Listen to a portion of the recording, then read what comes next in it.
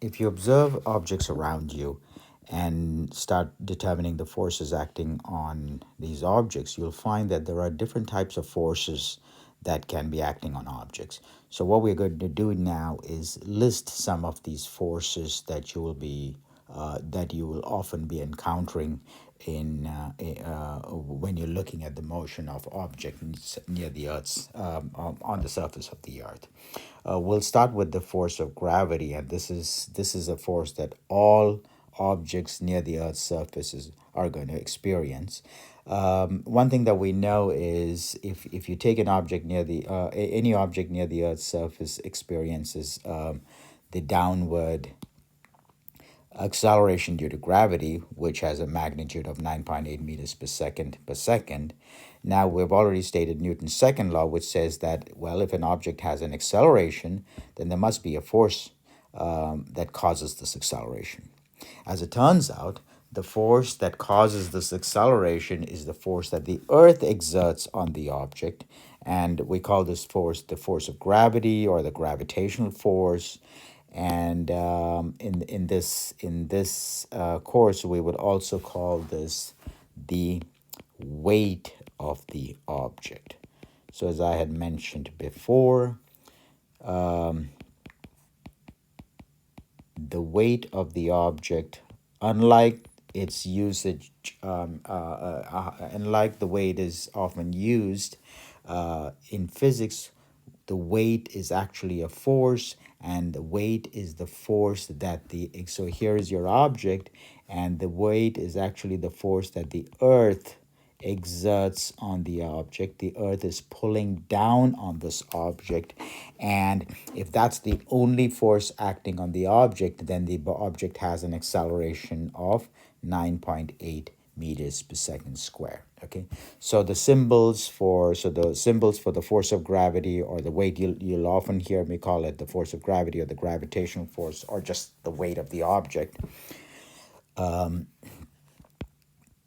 be seeing most often the symbol that I will be using is W, but you might also see F sub G, which is just the force of gravity.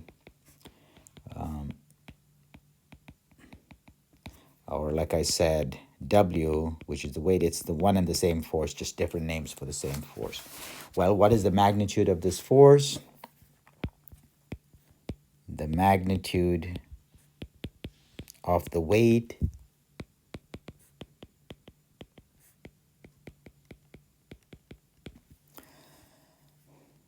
it's lowercase w, by the way, is again from Newton's second law. It's mass times the acceleration. That's what a force is. And so in this case, it's going to be m times g. Remember, this is just the magnitude. And of course, the direction of this force is, its direction is in the vertically downward direction. That's the force acting on any object near the Earth's surface. So as a vector, I can write this as W equals mg, and as far as the direction, directed vertically downward. Okay, so mg is just the magnitude. That's just the magnitude. And the second, that's just telling you the direction. And the direction is right here. It's directed in the downward direction. So for example, if you have, as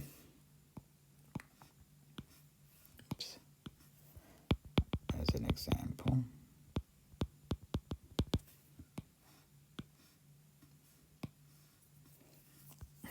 for an object of mass, let's say you've got an object of mass m equals 50 kilograms, then the weight of this object, the magnitude, I'm talking here about the magnitude. We know what the direction is. It's in the vertically downward direction. The weight is going to be m times g, which is 50 kilograms times 9.8 meters per second square. And if you work this out, it's 490 newtons. So like I said, weight and mass are distinct concepts, distinct quantities. Mass is a measure of the inertia. Weight is the force that the earth exerts on an object, and they're related because greater the mass of the object, notice from here, greater the mass of the object, greater is going to be its weight, because that's the force with which the earth is pulling down on that object. So that is one force. Like I said, this is a force that is going to be acting on every object on the earth, near the earth. Now, in some situations, you may have a mass attached to a spring. Now, a spring also exerts forces on. It can exert a force on an object. So, for example, suppose you were to take this picture is not a complete picture, but suppose you start with an object, this mass here, attached to a string or to a spring, and let's say initially the spring is uncompressed. So let's say this is where the spring was when the mass was when the spring was completely uncompressed. So it's like it's a position this way. Now you go ahead, and if you were to compress the spring, now what you're going to observe is the spring is going to react to that compression, and in fact the spring is going to exert a force in exactly the opposite direction. Okay. Similarly, if you take an uncompressed spring and attached to this mass, as you can see, this it doesn't have to be a mass. It could be your hand. It could be just you pulling or pushing on a spring. Either way, if you were to stretch the spring, so in this case, you're stretching the spring from its uncompressed position. Now the spring is going to again exert a force, which is going to try and again notice what the spring tries to do is bring the object back to the equilibrium position. So in a sense, the spring has this property that it exerts a restoring force. It tries to restore the spring to its uncompressed position. So that's one property of a spring, and there is another important property as well. So I'll just state that. So the spring force, let me just summarize what I just said, is a restoring force. And what do I mean by a restoring force? It restores the spring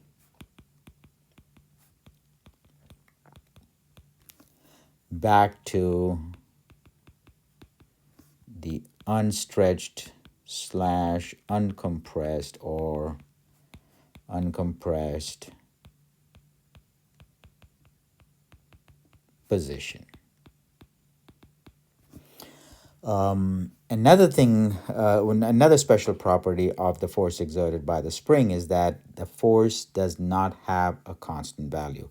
The more you stretch or compress, the more you compress the spring, the greater is the force exerted by the spring. Okay, and that's essentially the one of the properties that one uses when designing exercise equipment that involves spring, is because it takes a lot more effort. It takes less effort to compress or stretch a spring by a small amount, but the more you want to compress it or the more you want to stretch it, the force that you need to exert is also going to be greater because the spring exerts a larger force. The more it is stretched or compressed from its equilibrium position. So this is not a constant force. And because it's not a constant force, it takes, you need to take special care when handling problems that involve springs. By which I mean this force, in fact, varies with the amount of stretch or compression. Okay, so here again, all we're doing is listing some of the forces that you will be encountering. Started with the force of gravity or the weight, the spring force. Another force that pops up is, well, you can have situations where you've got an object, like in this case, the sled being dragged across a floor or a surface with the help of a rope. So now you have a rope exerting a force on the sled. So anytime you have a rope or a cable or a string exerting a force on an object, the force that the rope or cable or string exerts is called the tension force, or simply the tension. And whenever you see problems involving ropes or strings or cables, then the force exerted by the rope is called the tension force. So this is the force exerted by ropes, cables, strings. Okay, and the symbol for the tension forces, or the just tension, is just T. So again, as you see, as I'm listing these forces, it is important to identify. So when you're looking at a specific object, it is important to identify what are the forces acting on that object. Okay, so there obviously, if you're looking at an object which is not tied to a cable or a string or a rope, then you know that there is no tension force. Okay, the tension force is only there present if it is being pulled by a string or a rope. Another force that comes up is what we call the normal force. So now in this sketch that you're seeing out here, you've got a table at rest on you've got a book at rest on a table. So you've got a book at rest on a table. And if I were to ask you to sketch all the forces acting on the book, and we're going to do this in much more detail later. So if I were to ask you, what are the forces on the book, then you would draw a picture and just represent each force by an arrow. If I tell you to represent each force by an arrow, well, what are the forces acting on the book? Well, you would draw a picture that would look something like this. So I'm going to put a dot out here which represents the book, and what we know that there is the weight or the force of gravity acting on the book, which is in the vertically downward direction. And if that's the only force acting on the book, there's something wrong, because this book is at rest, or it's not accelerating. Okay, and if that were the only force acting on the book, that this book would be falling down, and it would be with an acceleration of 9.8 meters per second square. Since this book is at rest, there must be a force that the tabletop exerts on the book, and in fact, that force is what we call the normal force. So here I'm going to put another arrow, and if I'm drawing this picture really carefully, I'll make sure that these two arrows have the same length. So the arrow pointing in the downward direction is the weight, and also I'm going to list some I'm going to in parentheses write down earth. Why the earth? Well, that's the force that the earth is exerting on the book. Similarly, I'm going to introduce, this is a new force that I'm introducing, and this force, I'm going to use the symbol N, which is the normal force. And since I'm doing it this way, I might as well do the same thing out here. I'm going to write this as the weight. And this is the normal force, and this is what's so special? Why call it the normal force? Well, it is the perpendicular force. It is the perpendicular force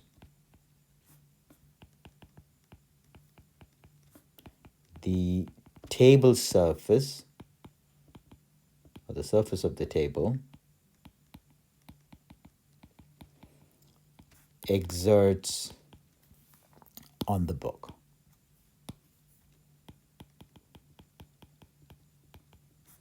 On the book. Okay. So what does the word normal mean? Well, normal is just another word for perpendicular. So anytime you have a surface exerting a force on an object, and if the direction of that force is perpendicular to the surface, then we call it a normal force. Okay. Anytime you have an object on any surface, and if the surface is pushing on that object, then one of the forces that the surface exerts on the object is going to be a normal force. It's normal meaning perpendicular to the surface. So here you have a toad or a frog on an inclined surface, and in this case there is going to be a force that the inclined surface exerts on the toad, which is just drawn here, which is actually the force acting on the toad or the frog, and it is perpendicular to the surface, and this is a normal force. Okay, now here, like I said, and you can have multiple or more than one normal forces acting on an object. Here is a person leaning against a wall, standing on a floor and leaning against a wall. In a situation like this, you will have two normal forces. There is the force that the floor exerts on the person, and there is also a perpendicular force that the wall exerts on the person. So you have two normal forces out here. You're looking at two normal forces. Let's call that N1 and N2. This is the normal force exerted by the floor. This is the normal force exerted by the floor, and this is the normal force exerted by the wall. So what you're seeing out here are two, in this sketch here, are two normal forces. Okay, so here again, you've got an object on a surface, and if the surface is pushing on an object, you will have a normal force. Other forces that we often see around us are the frictional forces. Now here what you're seeing is you've got a person trying to push a big box or a crate across, or say, a rough floor, and let's say that this crate is not moving. And obviously, again, if I were to look at the forces, so the box or the crate is, let's say the crate here is at rest, crate at rest, it's not moving. You know, you've encountered situations like this. You're exerting a force on an object, and the object or the box or the crate refuses to budge. Well, if I say what are the horizontal forces on the crate, so just looking at the horizontal forces on the crate. In other words, let's ignore the force of gravity, and so that's going to be acting vertically. So, well, you'll have a picture which looks like this. You'll have the person trying to push the crate in this direction to the right, and and for want of a better symbol, I'm just going to call it F push, which is the pushing force that the person is exerting on the crate. So this is the force that the person is exerting. But since the crate isn't moving, there must be a force that the floor is exerting on the crate, which prevents the crate from sliding. And in fact, so anytime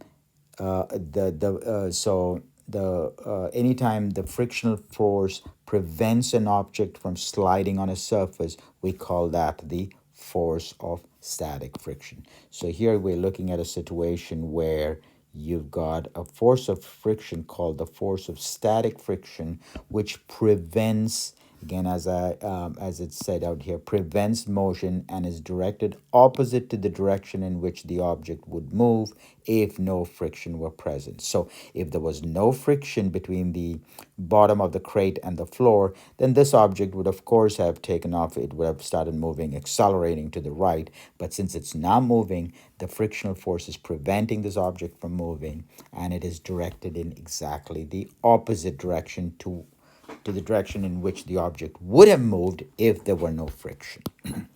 So here we have a new force the force of static friction. And this, I'm also introducing the symbol. Fs is the force of static friction. It acts in the opposite direction. It prevents motion. Okay. Now, this is a situation where you have a frictional force which prevents an object from sliding on a surface. But once an object starts sliding on a surface, like you got this kid on a sled on a moving on a sliding on a surface, um, and you know that so the kid's moving at some speed, and if you just push this kid, the sled is going to travel some distance and eventually going to come to rest. Why? Because there is again friction between the sled and the surface. Say it is it's some rough surface. There is friction between these two surfaces. Now this is this is a different type of friction. This is not the force of static friction that we had mentioned earlier. This is a frictional force that is present whenever two surfaces are in motion, so are sliding against each other. So this is the force of kinetic friction. I'm not going to write anything. So here you have the force of kinetic friction, which always which shows up whenever you have two rough surfaces sliding against each other, and it is always directed opposite to the velocity vector. So as the sled is moving in this direction, then the force of kinetic friction is going to be in exactly the opposite direction. So those are the two frictional forces that surfaces can exert on an object. Then you have the drag force. The drag force is when it's the resistance offered by a medium like air or liquid to the motion of an object. What's clearly seen when you have, suppose you have a leaf. What you're seeing here is a leaf kind of floating down. It's moving at a constant velocity. Well, why is it moving down? Well, there is always going to be the force of gravity acting in the downward direction. Okay, now if this is floating down at a constant velocity, there must be some other force which is resisting its motion or preventing the object from accelerating, and that force is the force that the air is exerting on the leaf, which is what we're calling the drag force. Another property of the drag force, a very important property of the drag force, is that as the speed increases, as this object goes faster and faster or decreases, the drag force, let me just call it F drag, that the magnitude of the drag force correspondingly increases or decreases. In other words, it's a speed dependent or a velocity dependent force, always in the opposite direction and opposite to the velocity, and as the speed increases, the magnitude of this force also increases. So this is the force that any resistive medium like air, or a fluid like air or a liquid would exert on an object moving through it. And finally, we can talk, suppose you're talking about a rocket launch. So you've got the rocket, the fuel in the rocket being burnt and being ejected in the downward direction out here. And that ejected fuel is exerting a force on the rocket, which is what we call the thrust. That's the force that these ejected gases exerts on the rocket, propelling it in the forward direction, and that force is called the thrust. So here what we have done is just listed a bunch of some different types of forces that you will be encountering in various situations when we are observing, when you're trying to determine the forces acting on an object. And I've summarized these forces with in a table. Well, this table is actually from the text. So if you're talking about, say, just a generic force or a general force, which would be, you got a person pushing on an object or pulling on an object, then we use the symbol F for the force and explain what exactly it is. If it's a pushing force or a pulling force, that's the symbol, or a P for pushing force. That's just a general force. Then the gravitational force of the weight, that's the force that the earth exerts on the object. If an object is hooked up to a spring, that the spring can exert a force, and that's the symbol for the spring force. Tension shows up when you have ropes and cables or strings. Normal force when you have a object resting on a surface, and it's the perpendicular force that this surface exerts on the object. Static friction is what prevents an object from sliding on a surface. Kinetic friction is what comes up when an object is already sliding on a surface, and the surface exerts a resistive force on the motion, and that's the kinetic frictional force. Drag is when you are talking about an object moving. It's essentially the air resistance that we have mentioned earlier, and thrust is what propels a rocket forward. Okay, so having listed the different types of forces that could be acting on an object, whenever you are analyzing a situation where you need to identify all the forces acting on an object, it is important to that you identify the correct number of forces and know exactly what the forces are, the correct number of forces and the type of force acting on an object. So for example, here is a situation the situation being described here is you've got a steel beam, and pardon my sketches out here. So here is a steel beam, hangs from a cable as a crane lifts the beam. What forces act on the beam? So the question that's being asked is, what are the forces acting on the beam? So you've got a beam, a rope, and a crane. Okay. So in situations like this, if our focus is on the beam, then really the crane out here is completely irrelevant. Okay, so what are the forces acting on the beam? Well, let's look at how is what's the situation of the beam? Well, there's, of course, it is, yeah, on the earth, so there is always the force of gravity acting in the downward direction, pulling the beam in the exerting a force in the downward direction. So let's go through this. So you've got, oops, and just put a dot for the beam. And so there's the force of gravity or the weight acting in the downward direction. Okay. Now, as far as the beam is concerned, the force that's keeping it there in position is actually the cable. So the only other force acting on the beam is the force that the cable exerts on the beam. And we already know that whenever you have a cable, the force exerted by a cable or a rope is called the tension. So the other force acting on the beam is in fact the tension. So in this sketch, I'm just going to, we don't know what the magnitudes are. We need a bit more information to figure out, well, what are the relative magnitudes of these forces. I'm just going to show the direction of these two forces. So you've got the weight and the tension, and these are the only two forces acting on the beam.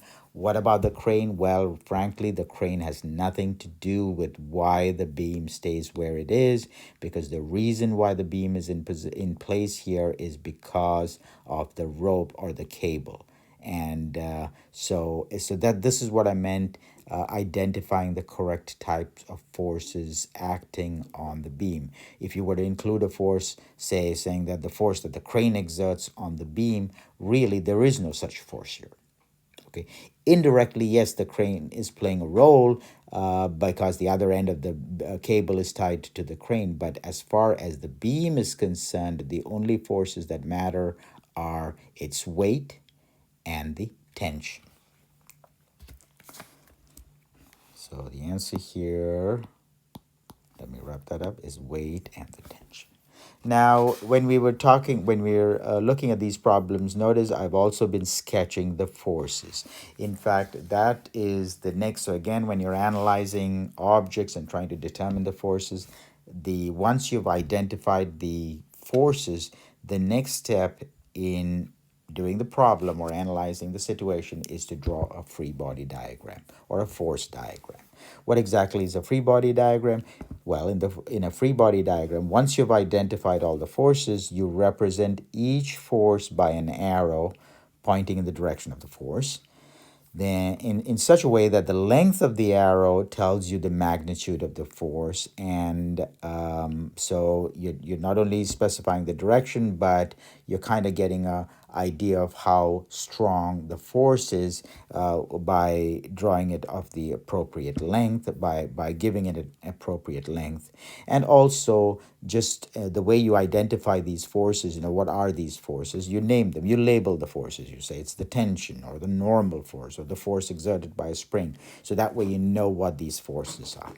And in free body diagrams, I personally ask you to also mention which body is responsible for the force. So not just label it, but say, hey, it's the weight and it's the earth, it's the force that the earth exerts on the object, or it is the force that a cable is exerting on the object or a rope is exerting on the object. So the reason why I'm asking you to do this is to mention which body is responsible, is because you don't include forces that are not there, or you don't undercount the number of forces. You might say, well, I know this floor must be pushing on it but it seems my picture is not showing such a force, so I know I must be, I need to fix my free body diagram. Let's look at some example, and that'll help you understand this better. So we'll start with a simple example. Let's start with the first one. I would urge you to go through the ones that I'm skipping. I'll be doing a few of these, but I'll urge you to go through all of them. So the first one is a book at rest on a table. In fact, we've already drawn this picture before, the free body diagram before, but let's do it again.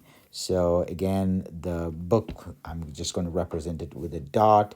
And well, what are the forces acting on the book? Well, we know that there is the weight or the force of gravity acting in the downward direction. And well, it's on a tabletop, and so there is a force that the tabletop or surface of the table exerts on the book, which is in exactly the opposite direction, and that's directed that way. So you've got the weight, and here this is the weight, so I'm labeling the force, and there N is, this is the normal force, which, because it's the surface of the table exerting a force on the book. Remember, these are two forces acting on the book. So whenever you're drawing a free body diagram, you're drawing a free body diagram for a specific object. You're trying to show all the forces acting on that object. Okay. And of course, my pictures here, since I'm just kind of drawing a freehand sketch here, I'm going to show that these two arrows that I've drawn are of the same length.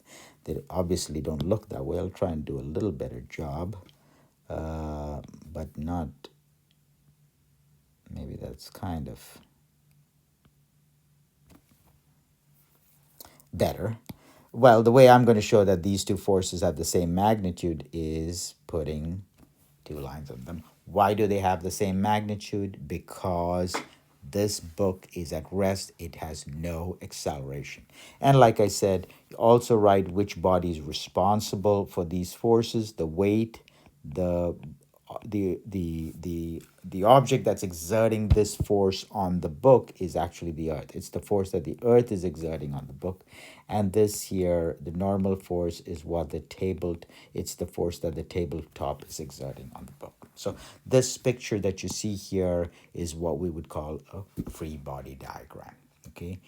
Label the forces and represent each force by an arrow of the correct relative length, and also mention which object is responsible for each of these forces.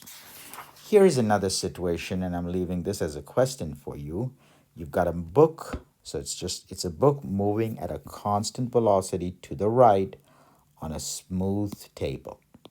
Okay, so I'm asking you, don't worry about friction, but you've got a book moving on a surface of on the tabletop at a constant velocity. Which free body diagram best describes the situation? Now, this question out here also tells you, free body diagrams are very helpful in tackling problems, but there are some limitations to free body diagrams as well. And this is the limitation out here. Now, if I tell you to pick the correct free body diagram, well, there is going to be the weight, and then there is the normal force. Since the book is moving at a constant velocity, that tells us that the net force acting on the book must be zero. So constant velocity means, let me put that, just remind you, this is what Newton's second law tells us. It says that if v is constant, if it's moving at a constant velocity, it implies that the net force acting on an object is zero. So the correct free body diagram here is A. Why A? Because you got the normal force and the weight equal, opposite in directions, equal in magnitude, okay? And obviously this is wrong because this shows that the weight is greater than the normal force, which means this book should be kind of accelerating in the downward direction. There's a net force in the vertical direction. Now you might be tempted to pick this one out here because you might say, well, the book is moving to the right, so shouldn't there be a force somehow acting to the right because it's moving to the right? Well, the problem with this picture is that if there were a force acting to the right, then what would this book be doing? Notice this is like a net force in the horizontal direction. It's not balanced by anything. This book would be not moving at a constant velocity, but it would be accelerating to the right. Okay, so there, like I said, there are limitations to free body diagrams. What is the limitation? Well, you can see that the picture that you had here for a book at rest on a table or a book moving at a constant velocity, the free body diagram looks exactly the same. So by looking at a free body diagram, what that tells you is by looking at a free body diagram, you cannot say if an object is at rest or moving at a constant velocity. Because as we have said before, move at rest or moving at a constant velocity, in both those situations, the net force acting on the object is still zero. Net force is still zero. So just by looking at a free body diagram, you wouldn't know whether the object is at rest or moving at a constant velocity. It'll look the same. Okay. Let's look at some other examples. Again, draw a free body diagram for a person standing inside an elevator moving down at a constant velocity. So here's a person in an elevator box, chamber, or and there is a cable holding the elevator itself. And the person, the elevator person, the whole system is moving down at a constant velocity. Okay.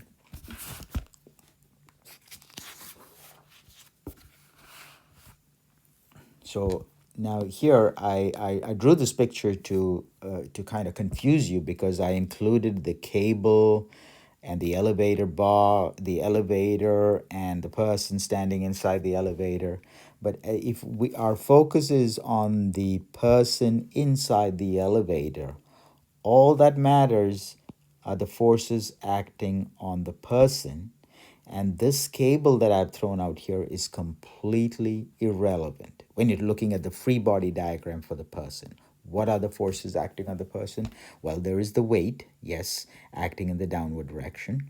And then there is the normal force that the floor exerts on the person.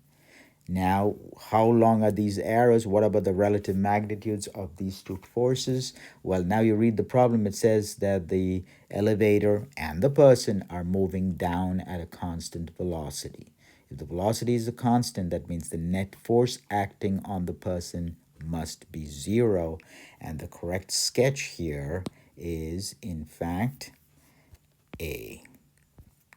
That one right there.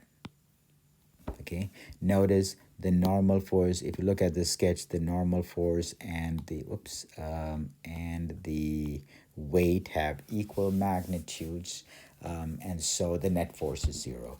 Again, you may be tempted to pick this one because the elevator is moving down And you might think, oh, well, shouldn't the weight be greater than the normal force? Well, if the weight was longer than the normal, the weight was longer than the normal force, then there would be a net force acting on the person, in which case this person would be accelerating down and not moving down at a constant velocity. Okay. This is, of course, wrong. This says that the normal force is greater than the weight, which cannot be. And here, again, I've tried to confuse you by putting in the cable, and you might say, oh, well, the cable has something to do with the motion of the person. Well, the cable is responsible for moving the elevator. Okay, the reason why the person inside the elevator is riding the elevator is because of the floor. If there were no floor, this person wouldn't be moving anywhere. So the tension is completely irrelevant when you're talking, when your focus is on the person. Okay, and finally, this last sketch, let me make let me state one thing about this one. The net force will not show up in a free body diagram. Okay, never, you'll never put the net force in a free body diagram, because remember, that's what I've done here. I put in the net force, because the net force is not a type of force. The net force is the sum of all the forces acting on the object. Okay, so you're never going to put the net force into a free body diagram. You will only put the actual forces acting on the person, on the object.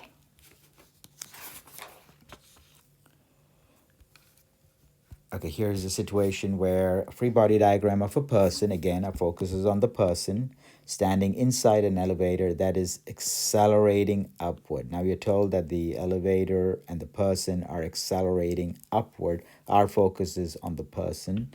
Okay, now in this case, again, the forces acting on the person are the normal force and the weight. But since the elevator is accelerating, or the person, let's focus on the person is accelerating upward, the situation here is that of the two forces, the normal force better be greater in magnitude than the weight. So it's not this sketch, because this sketch says that you're talking about an elevator that's moving at a constant velocity, either upward or downward. This would be the free body diagram of an elevator or a person accelerating down. Okay, this is the free body diagram of a person accelerating up. Why? Because the normal force has a greater magnitude than the weight. So the correct response here is C. Okay, and the same problems that I mentioned with the last two pictures. Okay, so if what this problem, again, let me spend a little more time on this. Since it is accelerating, you know there must be a net force, which means the forces cannot cancel each other. In fact, the normal force should have a greater magnitude than the weight.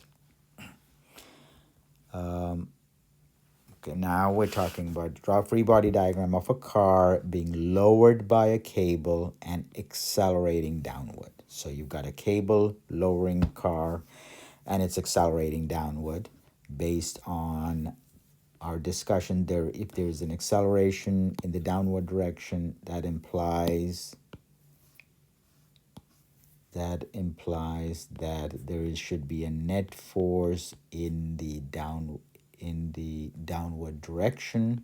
And I'm sorry, before I go to this, I should have mentioned that here also, since there is an acceleration in the upward direction, then there should be a net force in the upward direction, and that's the reason why we picked the C as our correct choice. So here, there is a net force in the downward direction, which means that the the weight of the car must be greater than the tension acting in the opposite direction. So the tension has a smaller magnitude than the weight.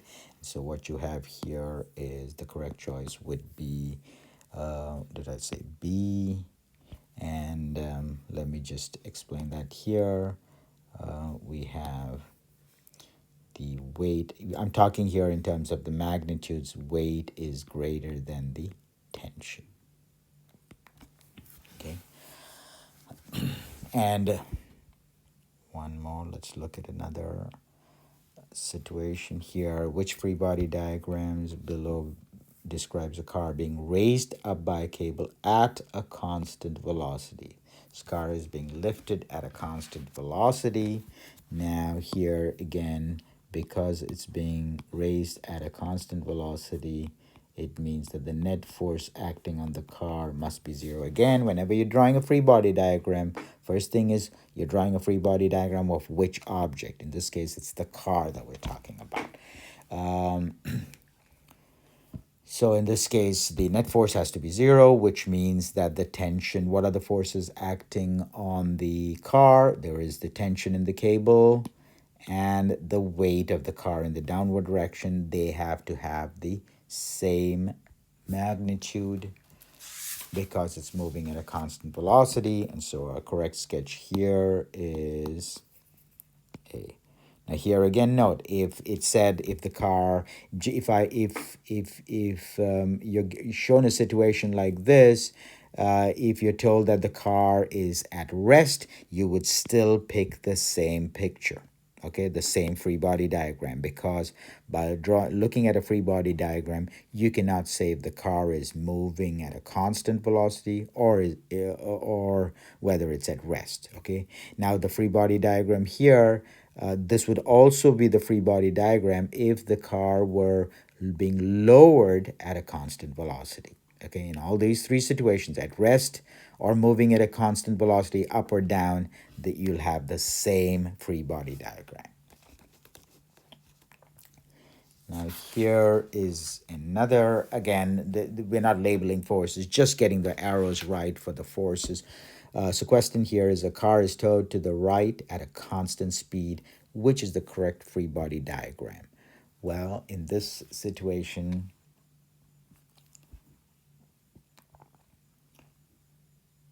you gotta remember the car is moving to the right at a constant speed. It's on a flat road and it's not leaving the road, so there is no acceleration in the vertical direction, no acceleration in the horizontal direction.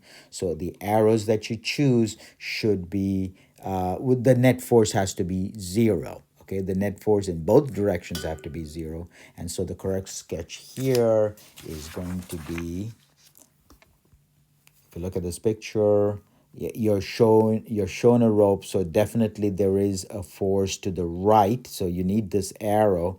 But since it's not accelerating to the right, or it's not accelerating on the road, the correct picture is going to be, the correct free body diagram is going to be D, because notice you've got these two arrows of the same, of the same magnitude.